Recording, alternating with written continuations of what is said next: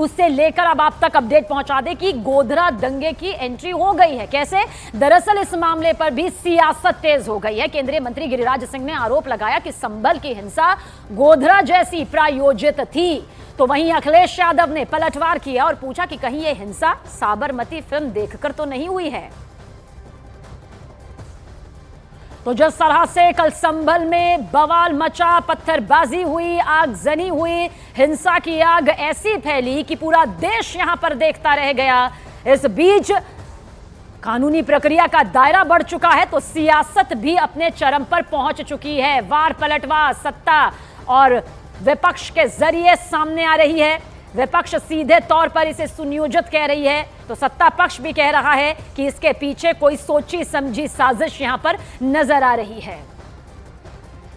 इतना घटी है, ये विपक्ष के कारण घटी है। विपक्ष के लोगों ने जानबूझ करके सोची समझी रणनीति के तहत इतिहास के पन्नों को मैं उलटना चाहता हूं।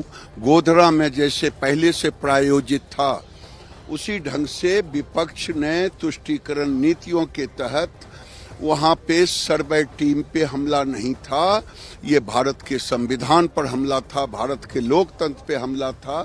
ये भारत को जलाना चाहते थे। इन लोगों ने कहा था कि भारत को बांग्लादेश बनाएंगे, ये संभल को बांग्लादेश बनाना चाहते। क्या जियाउल इस्लाम वहाँ थे? हमारे विधायक वहाँ थे, सांसद थे क्या वहाँ? जियाउर रहमान, कोई बता दे। वो बेंगलोर में थे, वो अपने कार्यक्रमों में थे, संभल में नहीं थे। और अपना चुनाव जो लूटा है उसको छिपाने के लिए इन्होंने, सरकार ने जानबूझ करके किया है।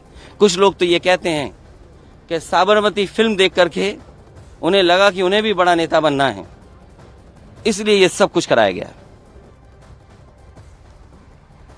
और देखिए उधर अखिलेश यादव ने संभल हिंसा के मामले पर योगी सरकार पर सीधा सीधा हमला किया है। अखिलेश यादव ने राज्य सरकार पर दंगा करवाने का गंभीर संगीन आरोप लगा दिया। पूरा का पूरा कराया गया ये दंगा है। और किसने कराया? सरकार ने कराया।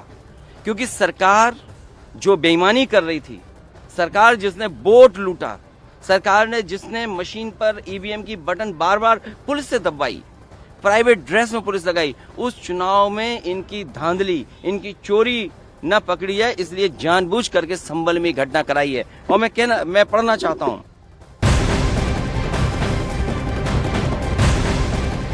तो सियासत देखिए किस तरह से प्रतिक्रियाओं के जरिए सामने आ रही है। तो वहीं एक तरफ अखिलेश यादव जहां संभल हिंसा के लिए यूपी सरकार को दोषी ठहरा रहे हैं, आपने उन्हें सुना भी, तो वहीं संभल में सर्वे को लेकर बीजेपी का बड़ा दावा सामने आया। बीजेपी नेता प्रदीप भंडारी ने सोशल मीडिया एक्स पर नोटिस की कॉपी यहां पर शेयर की है, जो इस वक्त आपके सामने भी है। बीजेपी का दावा है कि शनिवार शाम 6:30 बजे मस्जिद कमेटी को नोटिस मिल गया था। तो देखिए वक्त भी यहां पर इस नोटिस में लिखा हुआ है, शाम 6:30 बजे यह नोटिस यहां पर मिला। संभल में सर्वे को लेकर बीजेपी का यह बड़ा दावा सामने आया है। और देखिए यूपी के संभल में 24 नवंबर को जो हिंसा का वीडियो सामने आया है वो अब आपको दिखाएंगे, क्योंकि इस वीडियो में एक जगह पर कई पत्थरबाज आपको दिखाई दे रहे होंगे। वीडियो आपके सामने है, ड्रोन से ये तस्वीर भी सामने आई है। ये पत्थरबाज आप देखिए किस तरह से ड्रोन पर और सड़क पर पथराव करते नजर आ रहे हैं।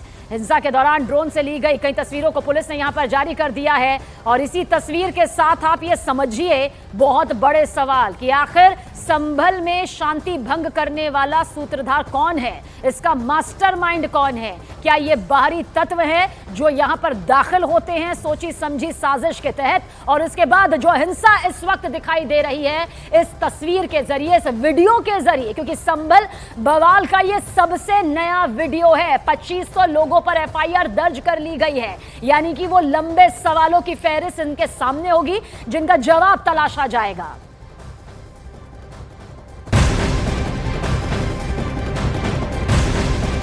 और जो खबरें बार बार सामने आ रही थी कि जिन लोगों को अपनी जान गंवानी पड़ी है, क्या वो पुलिस की फायरिंग की वजह से हुई है, इस पर बड़ी अपडेट आप तक पहुंचा दे। संभल हिंसा में पुलिस की गोली से मौत नहीं हुई है, यानी कि पुलिस की तरफ से कोई फायरिंग नहीं हुई, जिसके बाद बार बार जो ये कहा जा रहा है कि क्या इन लोगों की मौत गोली लगने की वजह से हुई है, पुलिस सूत्रों के हवाले से ये बहुत बड़ी खबर सामने आ रही है। दरअसल खबर ये सामने आ रही है कि अवैध तमंचा यहां पर था, जिसके बाद गोली चली, शरीर के आर पार हुई, जिसके बाद जान यहां पर गई। हालांकि अभी पोस्टमार्टम रिपोर्ट, क्योंकि उसका भी इंतजार यहां पर किया जा रहा था, वो भी सामने आई।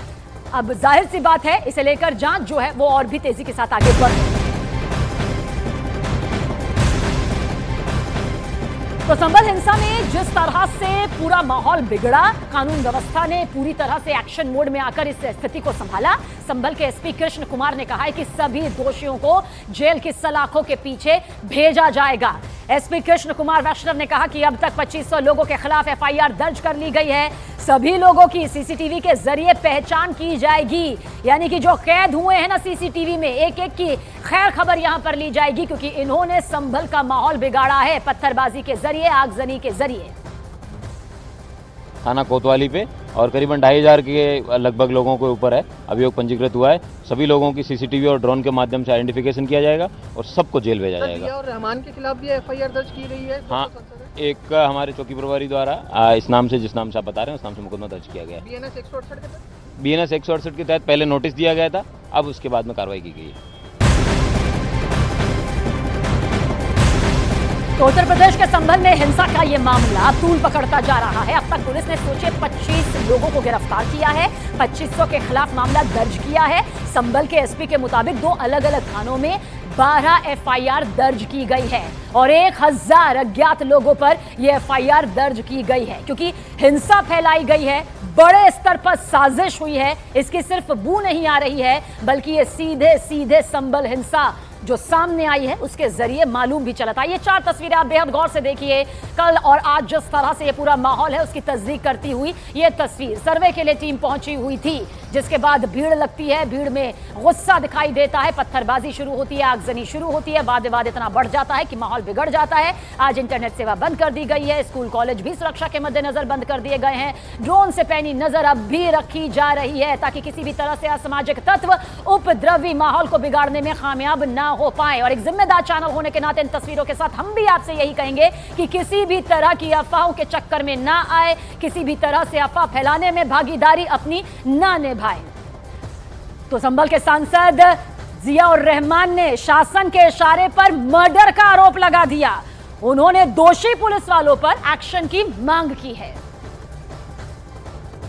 घटना को प्री प्लान अंजाम दिया गया है और खास तौर से जो पुलिस प्रशासन के अधिकारी शासन के इशारे पे इसको काम किया है, उनके खिलाफ हत्या का मुकदमा दर्ज हो पुलिस प्रशासनिक अधिकारियों के खिलाफ और उनको जेल की सलाखों के पीछे भेजना चाहिए, जिससे कि उनको इंसाफ मिल सके और आने वाले समय में ये एक मैसेज जा सके कि कोई भी पुलिस प्रशासन का अधिकारी जिनको कि कानून की रक्षा के लिए हैं, वो कानून के भक्षक नहीं बने और आने वाले समय के अंदर ये मैसेज जाए कोई इस प्रकार की घटना दोबारा से नहीं घटे, जिससे कि कोई मासूम जो अपनी जान खो। एक सर्वे जब मुकम्मल हो गया था तो दूसरा सर्वे करने की क्या आवश्यकता पड़ी, और दूसरा सर्वे अगर करना था तो उनको कोर्ट का आदेश लेके आते, लेकिन कोर्ट का आदेश अगर नहीं भी लिया उन्होंने, फिर भी अगर तानाशाही दिखाते हुए करना चाहते थे, तो उसके लिए उनको चाहिए था कि पूरे लोगों से एक संयुक्त टीम बना करके एक समन्वय बैठक कर करके साथ दे करके फिर करना चाहिए था।